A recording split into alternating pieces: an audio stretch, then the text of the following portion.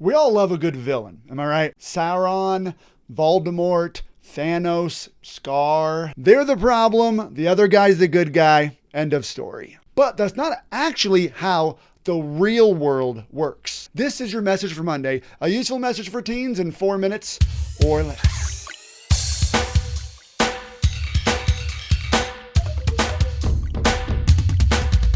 There's a quote from a man named Alexander, and Solzhenitsyn survived a Soviet prison camp after being arrested for criticizing his government. And here's a cool thing he said. He said, "The dividing line between good and evil cuts through the heart of every human being." Which means you're not just the hero. You've got some villain potential too. Now, that's not an insult. It's a reminder to stay sharp and compassionate towards other people. When someone says something you don't like, it's easy to go, they're just toxic, they're offensive, they're just on the wrong side. But that's how us versus them thinking starts. And when you split people into good guys and bad guys, you stop listening, stop learning, and you start labeling.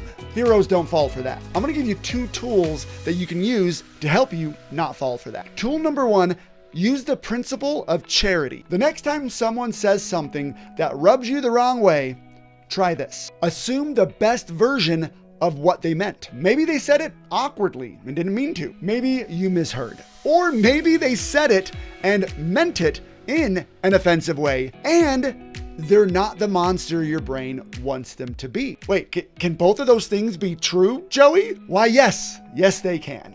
Someone can try to be mean and also not just be a mean person. Charity is powerful for you and your experience with them. It doesn't mean you need to agree with them or even spend more time with them. You're just choosing to see that they are a person with a heart divided, just like you. And they happen to be acting from the more evil side of their heart right now. You don't have to hate them for it. You don't have to change them. You just have to let them. And that affects you less that way. Tool number 2, practice intellectual humility. Sometimes we are acting with the wrong side of our heart in any given circumstance. Being wrong doesn't feel like being wrong until you realize it. Up until that moment, it kind of feels like being right. So, admit when you're wrong, listen when someone challenges you, try hard to say, I never thought of it that way before, and mean it. That doesn't make you weak. It actually makes you trustworthy. So don't join the mob. I want you to lead with humanity. If your school or your group chat or your friend group or your social feed is starting to split into teams, look around and ask yourself, am I strengthening the divide? Or am I offering a view to help bring people together? You don't always have to agree with everyone, but you don't have to cancel everyone either. The most heroic move isn't calling people out, it's calling people in. I know, that was clever, right? Here's your final challenge of the summer. Before you judge someone this week, pause.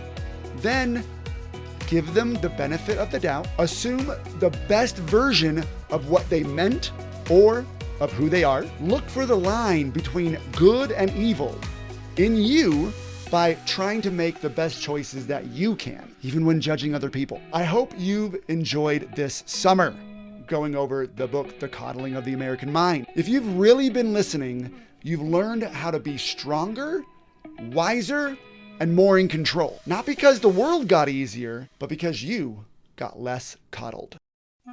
I hope you found that video helpful. You know, if you were in Sidekick to Hero, my gamified mindset training program for teens, you would have received experience points and coins for watching it. Plus have access to like a bunch of videos and courses to help you become the confident, goal-crushing hero the world so desperately needs right now. If that sounds like your kind of thing, go grab a parent and go over to sidekicktohero.com and start your free trial today. Or, just keep watching my videos here on YouTube and get 0 experience points and coins. It's up to you, really.